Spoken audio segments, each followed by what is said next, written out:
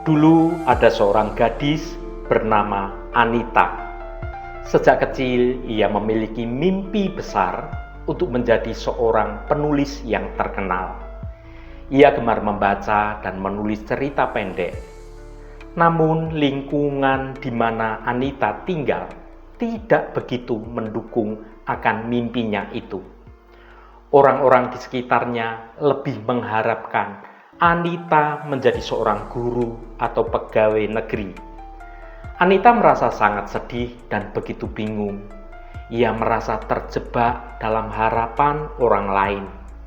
Ia terus berdoa kepada Tuhan, memohon petunjuk dan kekuatan untuk tetap pada mimpinya. Namun ujian demi ujian terus datang. Ia seringkali merasa gagal dan bahkan menjadi putus asa.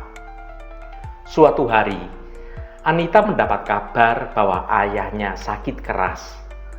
Keluarga mereka pun kesulitan secara ekonomi saat itu.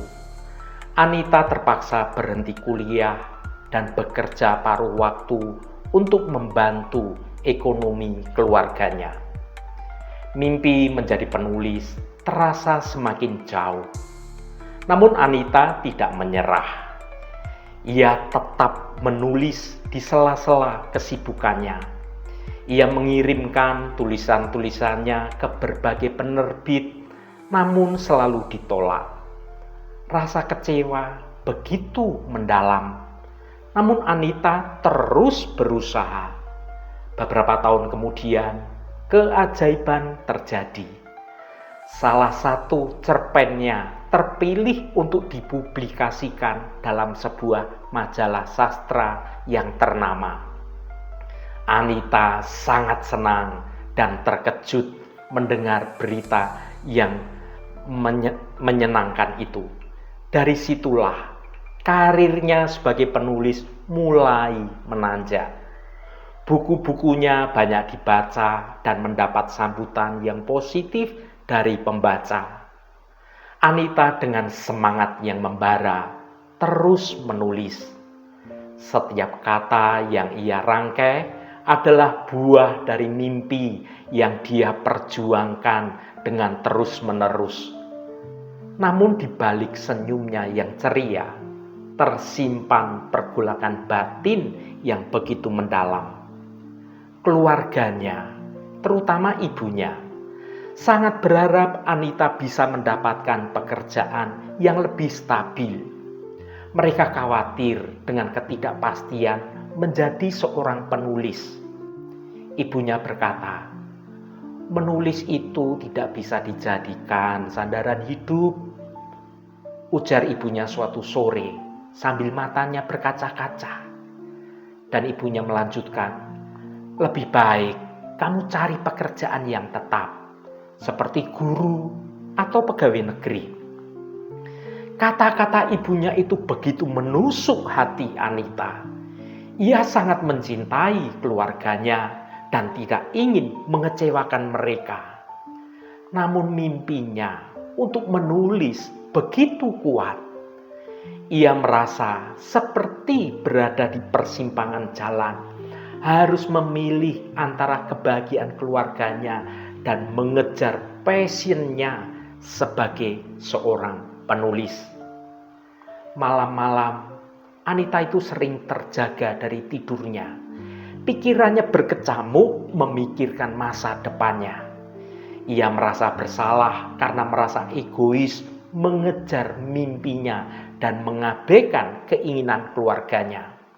Namun di sisi lain, ia juga merasa tidak akan pernah bahagia jika harus meninggalkan tulisan-tulisannya. Suatu hari, Anita mendapat tawaran pekerjaan sebagai guru di sebuah sekolah swasta di kotanya. Gaji yang ditawarkan cukup lumayan dan jam kerjanya pun tidak terlalu padat. Ini adalah kesempatan yang bagus untuk membahagiakan keluarganya. Namun saat dia menerima surat penawaran itu, Anita justru merasa sedih dan hampa. Ia memutuskan untuk berdoa dan meminta petunjuk kepada Tuhan. Dengan hati yang tulus, ia memohon agar Tuhan menunjukkan jalan yang terbaik untuknya. Beberapa hari kemudian, Anita mendapat kabar bahwa salah satu bukunya akan diadaptasi menjadi film. Kabar ini membuatnya sangat bahagia, sekaligus Anita merasa bingung. Di satu sisi, ia merasa sangat bersyukur atas pencapaiannya, namun di sisi yang lain, ia juga merasa semakin jauh dari harapan keluarganya. Anita akhirnya memutuskan untuk berbicara dengan jujur kepada keluarganya. Dengan hati yang berdebar, ia menceritakan tentang tawaran pekerjaan itu sebagai guru dan juga tentang film adaptasi dari bukunya. Ia meminta dukungan dan pengertian dari keluarganya. Awalnya keluarganya merasa kecewa. Namun setelah mendengar penjelasan Anita, mereka akhirnya mengerti. Mereka menyadari bahwa kebahagiaan Anita adalah hal yang terpenting dalam hidup Anita. "Ibu mendukung apapun keputusanmu, sayangku," ujar ibunya sambil memeluk Anita erat-erat. "Ibu hanya ingin kamu bahagia." Dengan dukungan keluarga, Anita semakin mantap untuk mengejar mimpinya.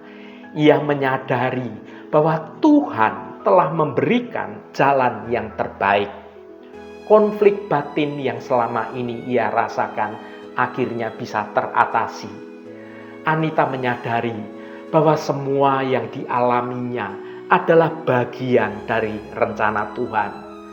Kesulitan yang ia hadapi telah membuatnya menjadi pribadi yang lebih kuat dan lebih tangguh. Pengalaman hidupnya menjadi inspirasi bagi banyak orang. Saudaraku yang dikasihi Tuhan, cerita Anita mengajarkan kita beberapa hal yang penting. Yang pertama, Tuhan memiliki rencana terbaik. Meskipun kita tidak selalu mengerti, Tuhan itu selalu memiliki rencana yang terbaik untuk kita. Yang kedua, jangan pernah menyerah. Sekalipun menghadapi banyak rintangan, jangan pernah menyerah pada mimpi kita. Yang ketiga, manfaatkan setiap kesempatan. Setiap pengalaman, baik itu suka maupun duka, adalah suatu kesempatan untuk belajar, untuk kita berkembang dan bertumbuh. Yang keempat, berikan yang terbaik. Ketika kita memberikan yang terbaik, melakukan yang terbaik, Tuhan akan memberikan yang terbaik pula dalam hidup kita. Saudaraku yang diberkati Tuhan, mungkin Anda juga pernah merasa bahwa hidupmu tidak sesuai dengan apa yang Anda rencanakan. Mungkin Anda merasa kecewa, menjadi sedih, atau bahkan menjadi marah. Namun, ingatlah bahwa Tuhan itu selalu menyertai kita. Dia akan menuntun kita ke jalan yang benar. Percayalah bahwa di balik setiap kesulitan yang terjadi, ada berkah yang menanti.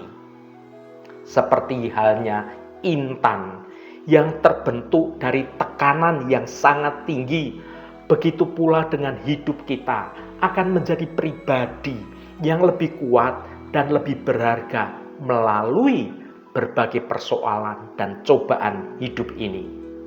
Saudaraku, apa mimpimu saat ini? Apa rintangan yang sedang Anda hadapi sekarang ini? Bagaimana Anda bisa tetap percaya pada rencana Tuhan? Mari kita bersama-sama merenungkan kisah Anita ini dan mencari jawaban atas pertanyaan-pertanyaan di atas. Semoga kita semua dapat menemukan kedamaian dan kebahagiaan dalam hidup ini. Terima kasih saudaraku sudah menyaksikan konten motivasi kehidupan ini. Saya sangat senang sekali dan berterima kasih jika Anda berkenan memberikan komentar pada konten ini. Dan jangan lupa bagikan konten ini pada teman dan sahabat Anda semuanya. Sampai bertemu kembali pada cerita motivasi selanjutnya. Tuhan memberkati Anda semua.